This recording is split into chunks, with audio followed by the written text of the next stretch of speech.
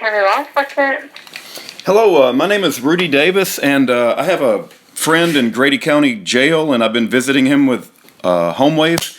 And I just got a message. I just got a message saying that I've been suspended, and it said reason other and to contact you. Okay, the reason the account was suspended is we got some mail in from you today. Okay. And it looks like photos were taken during visitation. Either photos or videos, whichever, that is not allowed. That is considered taking photos into a secured part of our facility, and therefore that account has been temporarily suspended. Okay, when you say photos taken during visitation, HomeWave is a video visitation. I've never even been to Oklahoma in the last 6 months, so...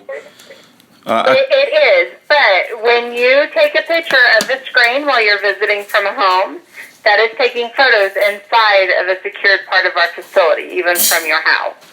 So no photos are allowed to be taken during visitation. Can you, just curious, is there any way I could have known about that prior to the fact that you suspended me? Because I don't remember ever reading any policies that I couldn't take a picture of my computer screen.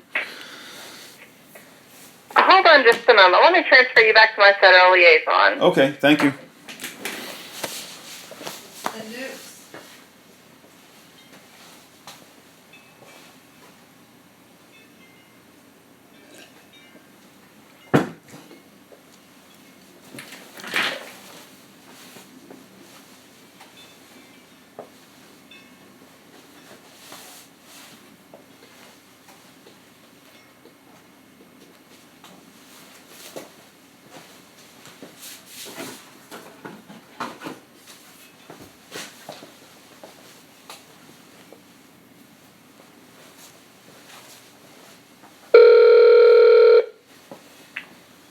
Can I help you? Hello, Jared. My name is Rudy Davis, and I have a friend in Grady County Jail named Michael Parsons. And I was talking to the young lady before she transferred me to you, but it appears that my HomeWave video visitation has been suspended. She indicated that it was because I took a picture of my computer screen. And my question to her was, is there any way I could have known that it was against policy to take a picture of my computer screen before I was suspended? Because I don't remember ever reading that or coming across that information. You'd have to ask HomeWave about that. I don't know for sure. Okay. Well, HomeWave is indicating that it's a facility that suspended me. So, I mean, I guess... Well, I know we have a policy, and the reason for that is if there are inmates behind... I mean, we have some people, obviously, that nobody knows who they are or where they're at. Yeah. And if those people are actually seen in the background of a screenshot, it can create all kinds of havoc. I mean, it can cost somebody their life. Well, you realize that in my video visiting with my friend, Mike Parsons, who I happen to believe is an innocent man in prison, and I'm advocating for him, I didn't know that all of my video visitations were going to be suspended until it happened, and I didn't have any written or there was nothing presented that was a wrong thing to do.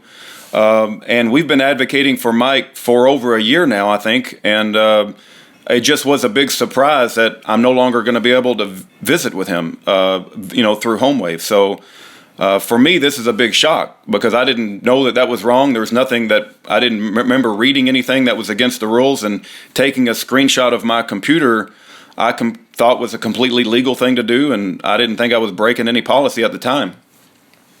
Okay. Well, all I know is it is against facility policy, and that's why it was suspended.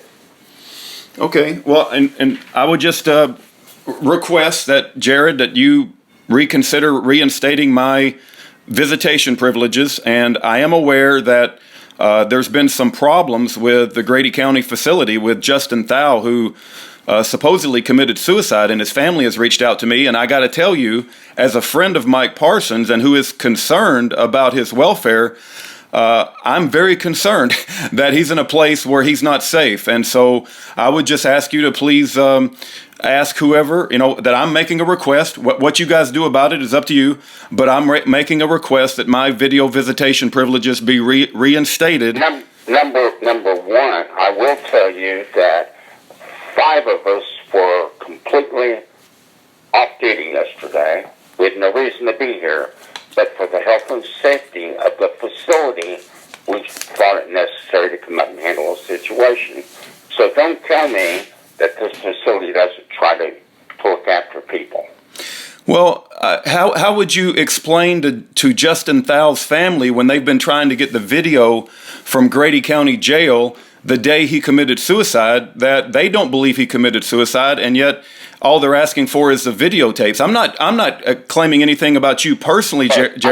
I'm not even going to visit with you about that. Okay. Okay. All right. I'm just telling you. I know better. Okay. So that's all I care about right now. I'm just very concerned about the welfare of my friend, and I'm concerned that you have cut me off. And there's no way that I could have known that taking a picture of a computer screen was against your policy. And now I can't visit with my friend, and I can't check upon him. And so I'm very concerned about that.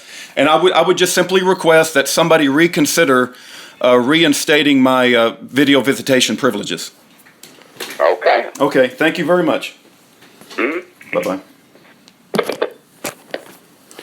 All right. That was my conversation with Grady County Jail. That was the same jail that Justin Thau supposedly committed suicide. And the family of Justin Thau has a website, Justin for Justice. I can't even remember if it's .com or .org. I wish I could always remember that. That's my mistake. You can check both of them. I'm sure it'll come up. And they don't believe that he committed suicide. And they're asking for the videotapes from that facility, and they're refusing to provide the videotapes. Now, when Mike Parsons went into his cell, he found what looks like a rope-like object made out of remnants of clothing, prison clothing, and it's almost like they're trying to intimidate him, saying, if you don't play ball with us, you will be suicided. Now, this man, Jared, that you heard me talk to, was very defensive, incredibly defensive.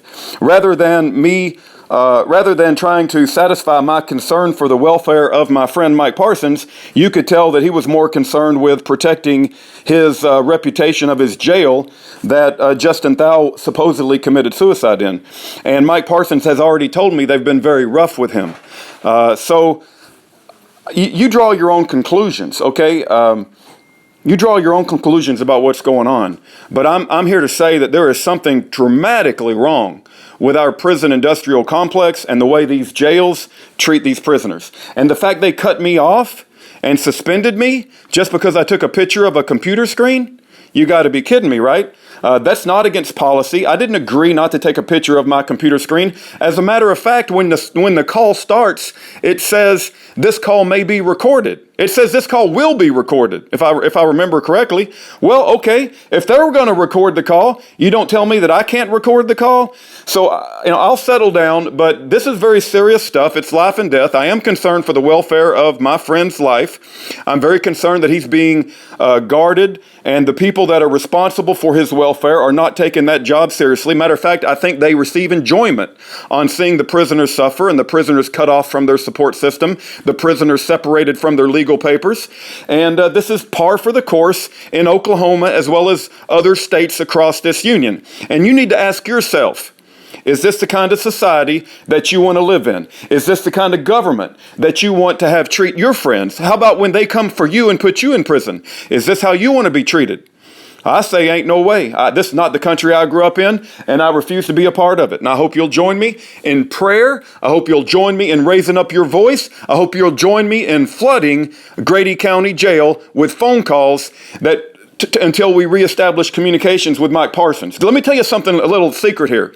Mike Parsons is not disposable. Mike Parsons is not a worthless human being. Mike Parsons is not guilty, and he's not a violent person, and he doesn't deserve to be in jail.